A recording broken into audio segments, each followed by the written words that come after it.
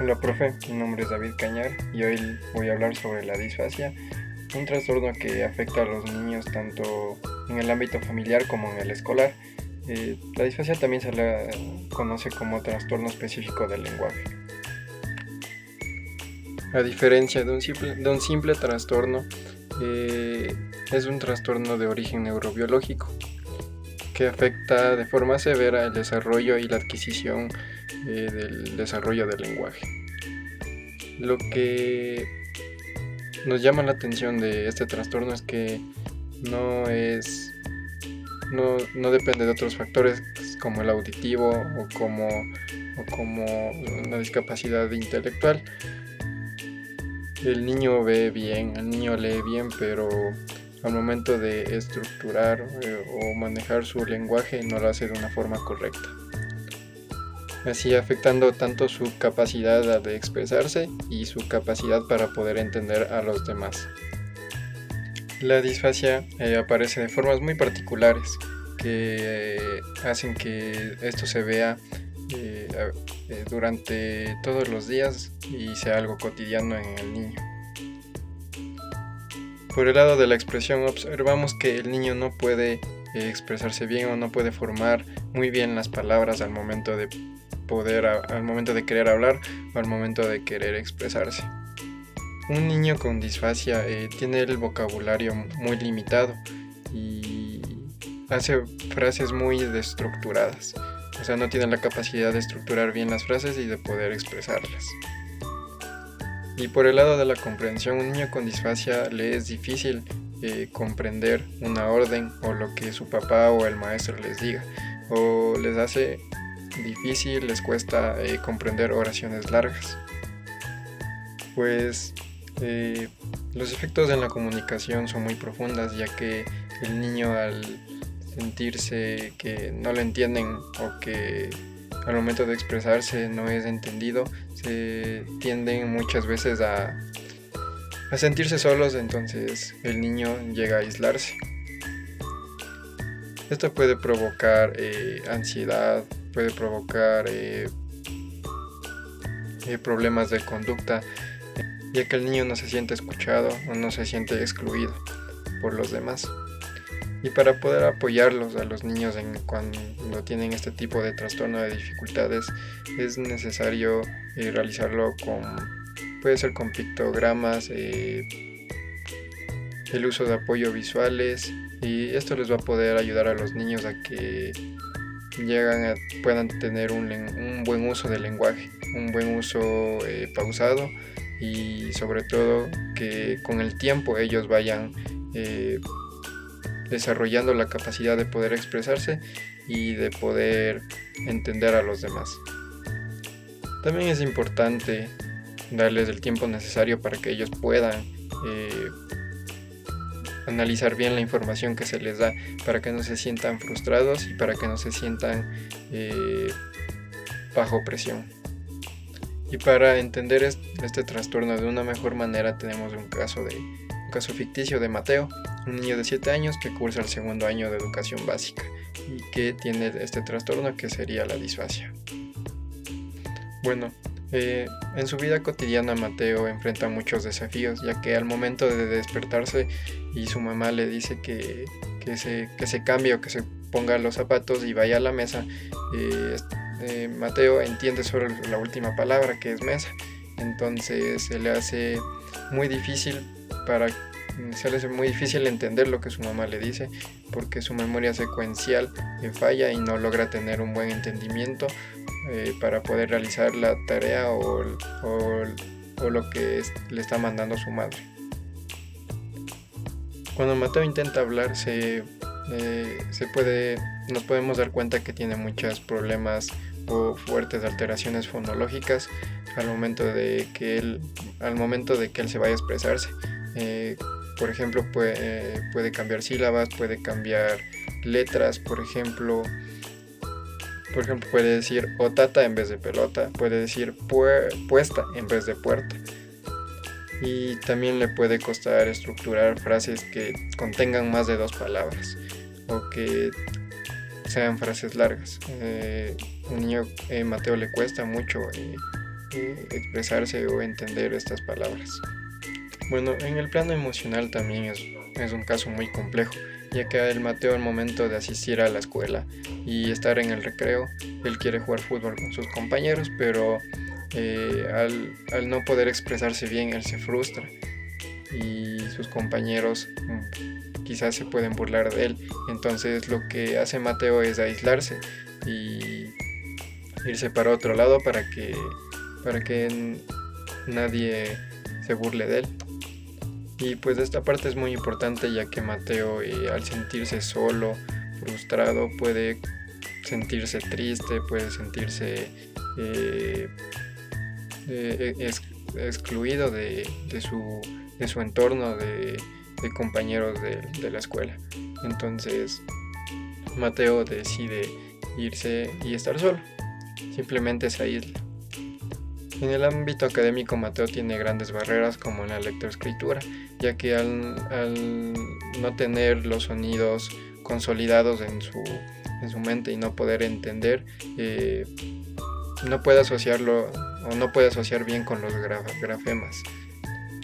Pero sin embargo, Mateo tiene muchas fortalezas, o algunas fortalezas que puede ser, que son una fortaleza de la inteligencia, es muy inteligente y aprende mucho visualmente. Bueno, él también puede armar figuras de Lego muy fácil y es muy bueno dibujando.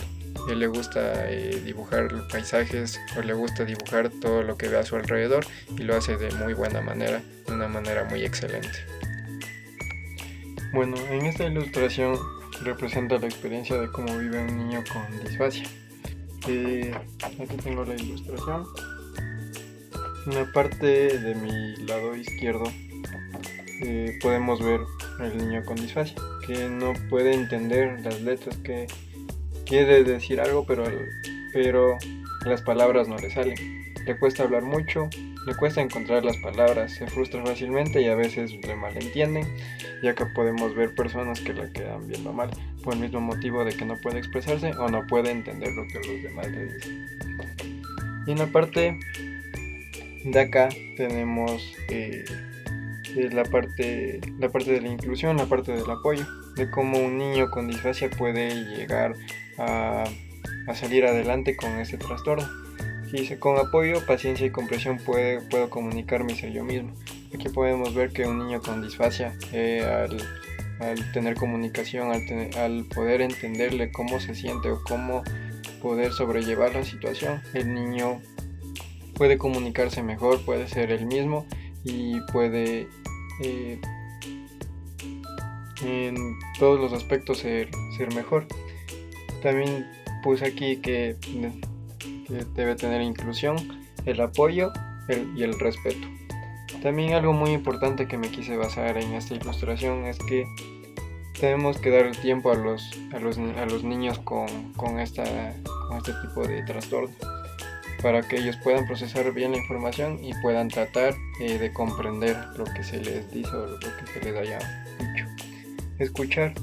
Me parece que esto es algo que muy importante en tratar con niños con disfasia, ya que al momento de nosotros poder escuchar y de poder entenderles, ellos se sienten bien, ellos se sienten comprendidos.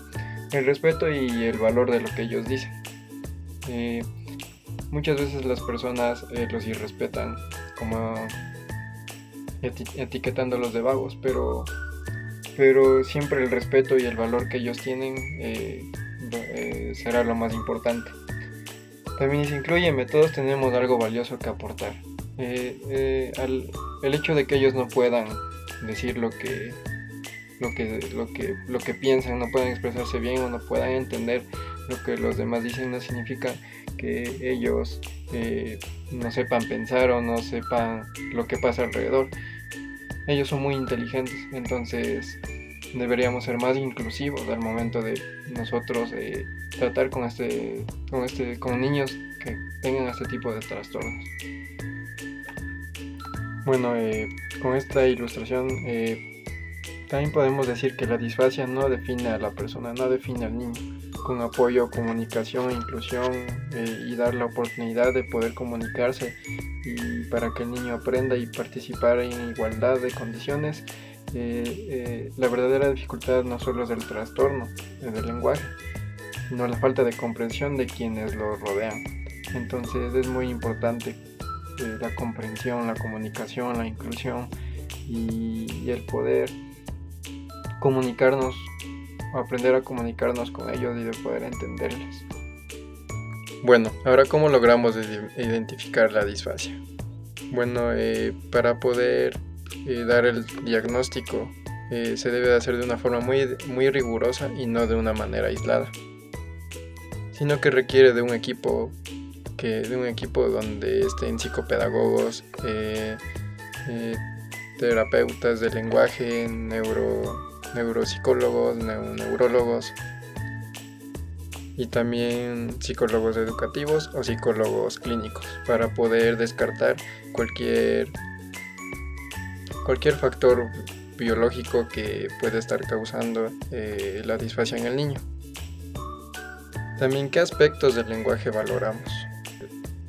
Valoramos todos los componentes del estado lingüístico. El primero es el componente fonético-fonológico, que es cómo articula y organiza la información y los sonidos. El componente morfosintáctico, que es cómo estructura las oraciones. El componente semántico, que es cómo organiza el vocabulario y la comprensión de los conceptos. Y el componente pragmático, que es el uso social del lenguaje. Para poder realizar este tipo de diagnóstico se requiere de baterías estandarizadas, por ejemplo, el Plon-R para el screen, el CEL5 o el TestBlock. Sin embargo, estos test se los puede complementar con estrategias informales complementales, que puede ser la observación clínica directa en el aula. También se le puede observar en su vida cotidiana, mientras está jugando o